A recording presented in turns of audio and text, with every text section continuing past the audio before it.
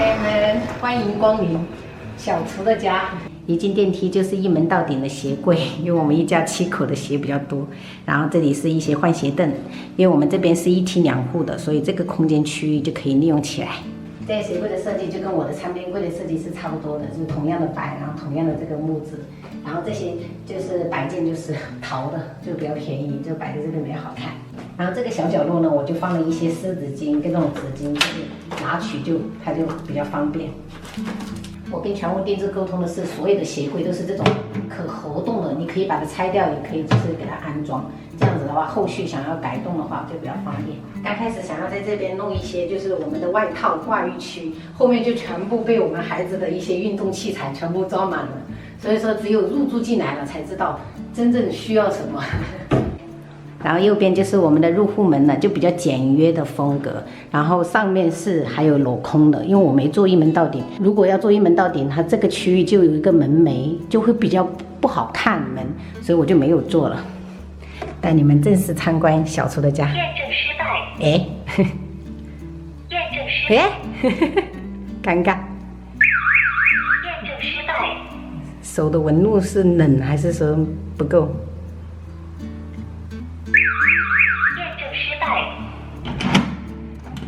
这不是我的家，验证的是尴尬，蹭一蹭每次进去。首先看一下我们的右边区域，就是我们的厨房。有好几个朋友以为我们这个厨房是开放式的，其实不是哈。这边我们有做了一个隐形的这种吊轨的推拉门，看一下。就爆炒类菜的时候，我就把它关起来。那平时一些菜我是不会关的。我给你演示一下，正常是这样的。那平时我大部分就是炒一些小菜，我是不会关的，我就把它推到这个冰箱后面去，然后它就会隐形了。我们这边放了一个这种法式的冰箱，会比较大，因为我们7口人存的东西比较多。然后一门到顶的柜子，这边是蒸箱、烤箱，然后这边就是也是储物的。本来我想要装那种怪物拉篮，但是后续再慢慢改装吧。现在就是全部都放在这里。然后这个区域就是大部分都是电饭煲啊，还有蒸锅，就是比较单一一点。我们这个厨房的设计就是 U 型的，所以我把洗菜盆放在这里。然后这边的话就是用的一个特别大的大单槽，就是朋友们建议一定能用大单槽用大单槽，不要用双的，用双的话真的不好用。我们老家也是双的，出租房也是双的，所以锅都放不下去，也不好洗啊。强烈建议朋友们就是入一个大单槽哈，洗锅也比较方便。这边我放了一个菜板。然后这边可能要买一个储物架，放我的油啊、糖啊这种。然后这边是因为我们燃气在这里，所以我们就买了一个这种洞板，给它遮一下那些小孔，就是那些管道，就比较丑。这是我的备菜区，然后操作台也是挺大的，就是平时在这边切菜也比较方便。然后底下这一个柜子呢，就是我预留起来做以后做洗碗机的，因为现在就是实力不允许，我就还是让它做了一个柜门，到时候我们自己再把它拆掉就可以了。然后我们底下是做了一个那些碗柜、碗篮，所有的碗就可以筷子放在这里，这个是跟全屋定制的时候自己要跟他说的。然后这边就放一些大一点的碗，就不用叠起来。然后右边这一个柜子呢，就是放的那个调料瓶，因为我想说我的新家就是尽量就是不要摆太多东西，因为我爆炒太多了，就经常会颠锅，油烟比较重，所以还是做了一个这种调味拉篮，就是把这个东西全部放在这里面，想要什么就拿取就可以，也很方便，这样一推进去它就隐身了。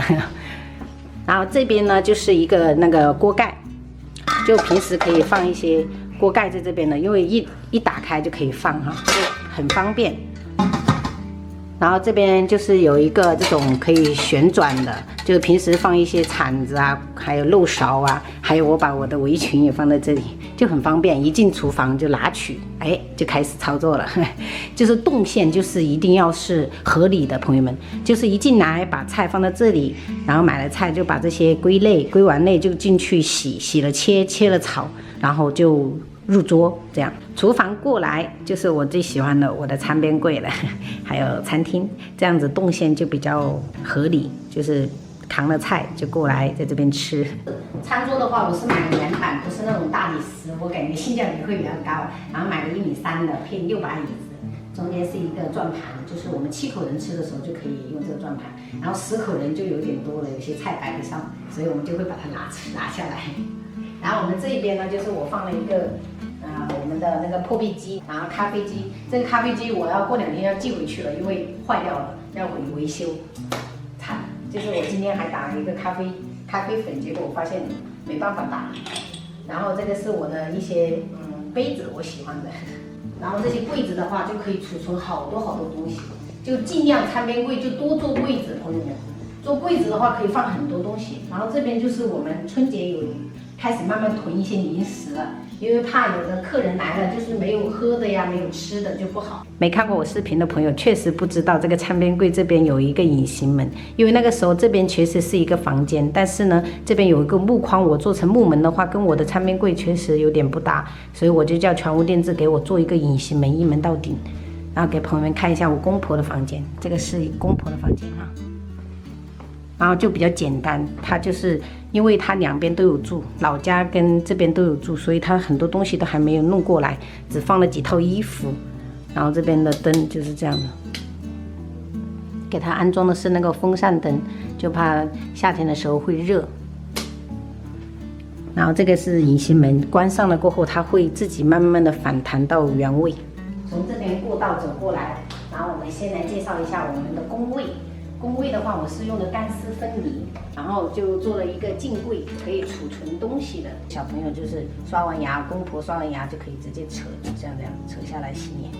然后底下这些全部都是我设计给那个工厂，这些全部都是定做的哦，是没有办法原就什么成品的。对，对，这是定做的尺寸，朋友们。工位门口我有放一个硅藻泥的这种材质的这种，就是洗完澡可以擦一擦，这样不会有太多水。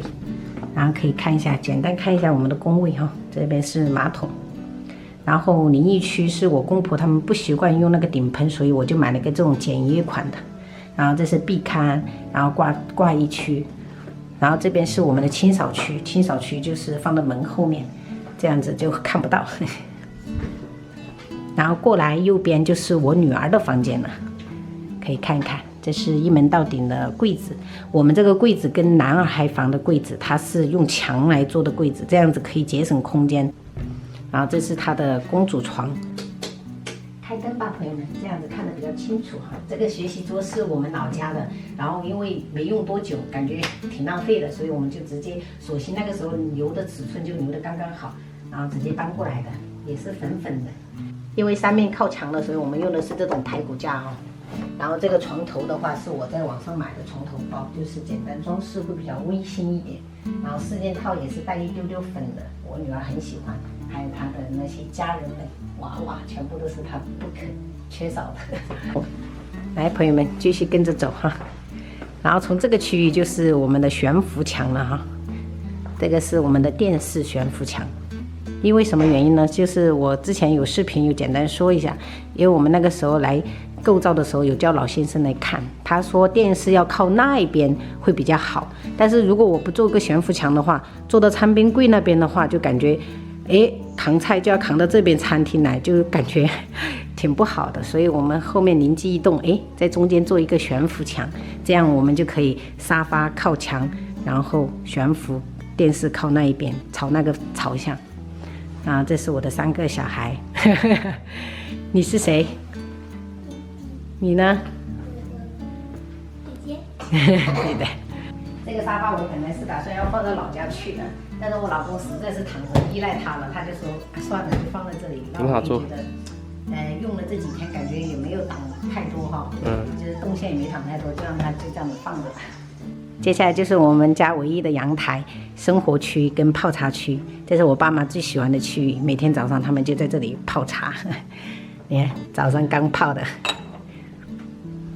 然后买了一个1.6米的这种桌子，我感觉因为我们家是没有什么实木元素的，所以我就想要在这边泡茶区弄一个实木元素，就增加一点温馨感，这样子显得不会那么冰冰冷冷的。都是一些晾衣服。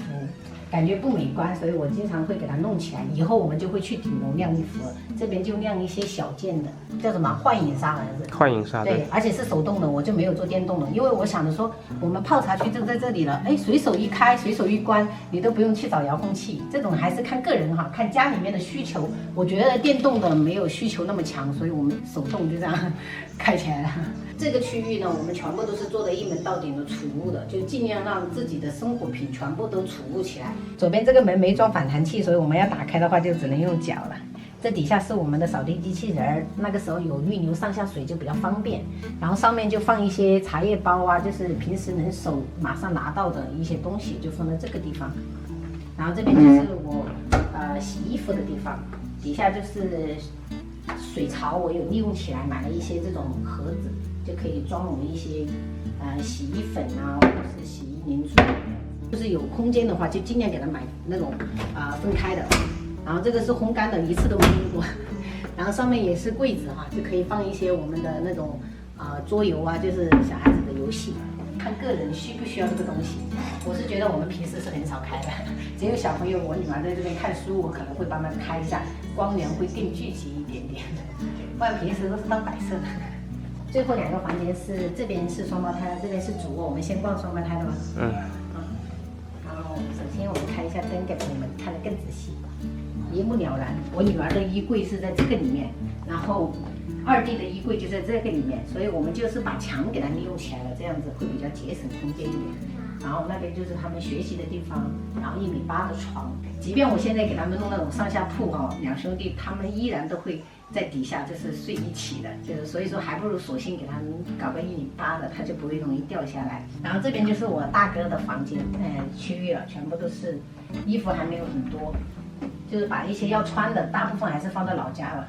然后这个门的话可以说一下，因为我们的楼层就是层高比较不高，所以我们尽量有一些厨房门啊、卧室门啊，我们能做到1门到顶就1门到顶，这样显得好像挺高。那如果你做的比较半矮的话，就有点压层高，朋友们，这一点一定要注意，能做1门到顶就做1门到顶哈。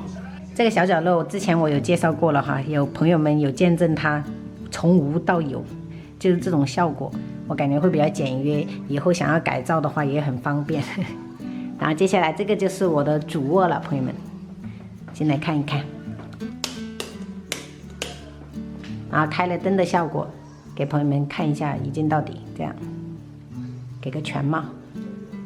然后磨豆灯，因为我们是没有书房的，因为只有4个房间，所以我们就把这个飘窗打掉了过后，做了一个悬浮桌，这样我们办公的时候就在这里办公。最值得一提的就是我的这个床头柜，因为我那个时候我没有设计我的床头柜，然后如果后面再买那个原木的话，我怕那种甲醛超标有点危险，所以我就买了这种，就是那种露营的那种叫什么？行李收纳箱啊，就是那种收纳箱，然后买了2个这样重叠在一起的，这种 PP 材质的就没有甲醛，然后平时就可以放纸巾啊、手机充电啊，就可以放在这里。因为我对床头柜的要求也不高，就是能放我随身就是放的东西就可以了，就是这样子的。走过来就是我跟我老公的衣柜了，这边是做了一个那种拼色的床头柜伸出来的，这边就是我老公使用的哈。然后这一面是我的，然后这一面是我老公的。我的收纳理念就是能挂起来就挂起来，就不要叠，一叠的话真的找起来很困难，所以我买了衣架真的是很多，然后以后在上面去晾完就直接拿起来就直接挂上，也不用去折，就是省了很多的那种生活的那种繁琐的事，能尽量挂就尽量挂哈，朋友们。像我裤子在这个区域，你看朋友们看得懂吗？就是我买裤子的频率是真的太少了，但是买上衣真的频率太高了。接下来就是最后一个，就是我们的主卫的卫生间，开个灯。我们的主卫是用的不是镜柜，就是普通的这种制冷镜，就是放一些就是可以开灯的，这样就是平时在这边洗漱就看得比较清楚。然后这边也是悬浮的哈。然后这边朋友们一定要就是能尽量不要打钉的就不要打钉，或者是那种胶水也不要，就是可以买这种就是吸盘的。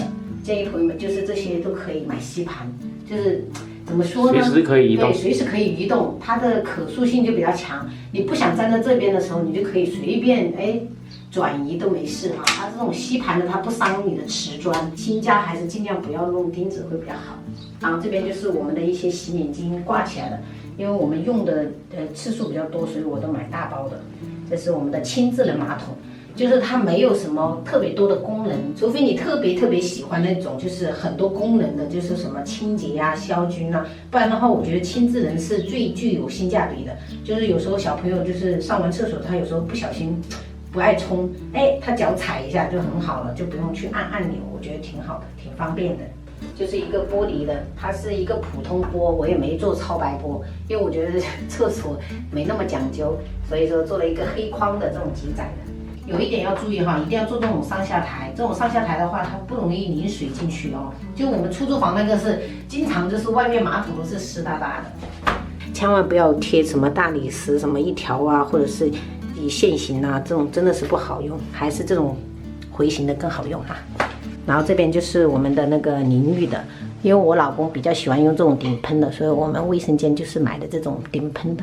反正我是觉得虽然很小，但是呢，我们就够一家7口住了，就是规划的也很合理。就是刚开始我们就是在动工的时候，我就做了很多功课，就是脑子里面已经有我家的样子了。我们这个房子自装的话是1年，然后放了快5、6个月吧，应该有5个半月了。